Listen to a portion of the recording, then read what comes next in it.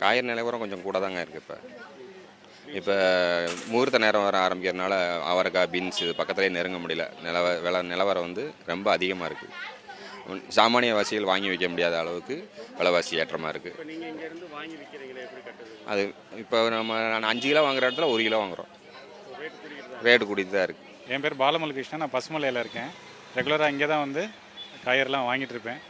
இங்கே எல்லாமே ஃப்ரெஷ்ஷாகவும் விலை மிச்ச மார்க்கெட்டோட கம்பேர் பண்ணுறப்ப ரொம்ப கம்மியாக இருக்குது. என்னென்னா ஒரே டைப் ஆஃப் காய்கறி தான் இங்கே இருக்கே தவிர கொஞ்சம் வெரைட்டியான காய்கறிலாம் விலை கூடுனுச்சுன்னா இங்கே வர மாட்டேங்குது. உதாரணத்துக்கு பீன்ஸு, அவரைக்காய், அந்த மாதிரி பீட்ரூட்டு, கருணக்கிழங்கு இதெல்லாம் பார்த்திங்கன்னா மார்க்கெட்டில் இங்கே ரொம்ப வரத்து கம்மியாக இருக்குது. ரெகுலராக வரக்கூடிய வெண்டைக்காய், கத்திரிக்காய் இதெல்லாம் வந்து கொஞ்சம் நிறையா இங்கே வருது. மிச்ச வெரைட்டி ஆஃப் த காயெல்லாம் கொஞ்சம் இருக்கிறதுக்கு வழி பண்ணால் நல்லாயிருக்கும். அதை குறைக்கிறதுக்கு உண்டான வழிவகைகள் ஏற்பாடு பண்ணணும். அட்லீஸ்ட்டு கொஞ்சம் கொஞ்சம் வாங்குறதுக்கு, ஏன்னா அதிலெல்லாம் ஃபைபர் கண்டென்ட்ஸ் ஜாஸ்தியாக இருக்கக்கூடிய காய்கறிகள் அட்லீஸ்ட் ஒரு மருந்துக்கு யூஸ் பண்ணுற மாதிரி எங்கேயாவது ஒரு கடையில் ஒரு சின்னதாக வச்சா கூட தேவையான மக்கள் அதை வாங்கிக்குவாங்க. எல்லோரும் வாங்க முடியலன்னா கூட யாருக்கு தேவைப்படுதோ அதை வாங்குறதுக்கு வசதி.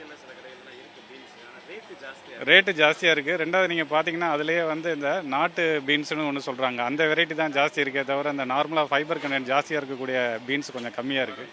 இதுவே இன்னொரு ஜெயகிந்தபுரம் மார்க்கெட்டில் பார்த்தீங்கன்னாக்கா அந்த வெரைட்டி ஜாஸ்தியாக இருக்குது. அதை தேவையான மக்கள் வாங்கி செய்ய தான் செய்கிறாங்க. இது என்னென்னா இங்கே இருக்கிற எல்லாமே ஒரே காய்கறியாக தான் இருக்குது. பொதுவாக ஞாயிற்றுக்கிழமைனாலே கறி மீன் வாங்குற நேரத்தில் காய்கறி வாங்கினா இப்படி ரேட் இருந்தால் என்ன பண்ணுறது? அது பொதுவாகவே என்றைக்குமே ஞாயிற்றுக்கிழமை ஆஃபீஸ் வேலைக்கு போகிறவங்க வர்றாங்க, எல்லாம் லீவில் இருக்க அன்றைக்கி தான் காய்கறிலாம் வாங்க வர்றாங்க. அது எப்போயுமே உழவர் சந்தையில் ஞாயிற்றுக்கிழமைக்கு எப்போயுமே கூட்டமாக தான் இருக்கும். பீன்ஸ் ரேட்டு மொத்தத்தில் ரொம்ப பீன்ஸு எல்லாமே ரேட்டு அதிகம்தான். எதனால் இருக்குன்னு நினைக்கிறீங்க? எதனால் அவங்க வந்து விவசாயம் பண்ணி எடுத்துகிட்டு வந்தால் கம்மியாக இருக்கும். அவங்க ஒரு சில மார்க்கெட்டில் வாங்கிட்டு வந்ததுனால கொண்டு வந்து போடுறதுனால அது ரேட்டு ஜாஸ்தியாக இருக்குது. ஆஃபீஸு எழுதி போகிறது ஒரு ரேட்டாக இருக்குது, இவங்க விற்கிறது ஒரு ரேட்டாக இருக்குது. சார் கன்சம்ஷன் ஜாஸ்தி உங்களுக்கு தெரியும். ஏன்னா இப்போ ஆப்லேட் நீங்கள் சொன்ன மாதிரி அக்ரிகல்ச்சர், அதாவது விவசாயம் பார்க்குறோடைய இது கம்மியாயிருச்சு. You know very well. அப்படிங்கிற சப்ளை அண்ட் டிமாண்டுக்கு வந்து எப்பயுமே நமக்கு வந்து பிரச்சனை இருக்கிறனால வந்து ஆப்வியஸாக வந்து கூடுறதுக்கு சான்சஸ் அது மோர். அதில் எந்த மாற்றமும் இல்லை சார். சார் இந்த ஏரியா வந்து உங்களுக்கு பீன்ஸ் விளையக்கூடிய ஏரியா இல்லை சார். இம்போர்ட் பண்ணி தான் கொண்டு வர முடியும். இல்லை தக்காளி வெங்காயம் விலை கூடும்போது எதுவும் கேட்குறது இல்லையா சார்? அப்போ அதெல்லாம் அது எவ்வளவு? சண்டே அப்படின்னா நான்வெஜ் பிரியர்கள் அதிகமாக இருக்கக்கூடிய. ஆமாம் ஆமாம் சார். ஆனால் அதே சமயத்தில் காய்கறி வாங்கக்கூடியவங்களும் ஆஃபீஸ் போய் இடத்துல இந்த சண்டே தான் வாங்குவோம்.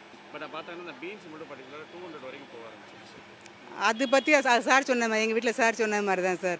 நாங்கள் வந்து அதாவது மேஜராக யூஸ் பண்ண வெங்காயம் மட்டும் கூடும்போது தான் எங்களுக்கு கொஞ்சம் கஷ்டமாக இருக்குது. வெங்காயம் தக்காளி விலை கூடும்போது தான் ரொம்ப வருத்தமாக இருக்குது. பீன்ஸ் விலையெல்லாம் எங்களுக்கு அவ்வளோவா தெரியல சார். நாங்கள் கொஞ்சமாக கன்சியூம் பண்ணிக்குவோம் சார். அது ஆமாம் சார். அதான் சார். செய்திகளை உடனுக்குடனும் துல்லியமாகவும் தெரிந்து கொள்ள சப்ஸ்கிரைப் பண்ணுங்க.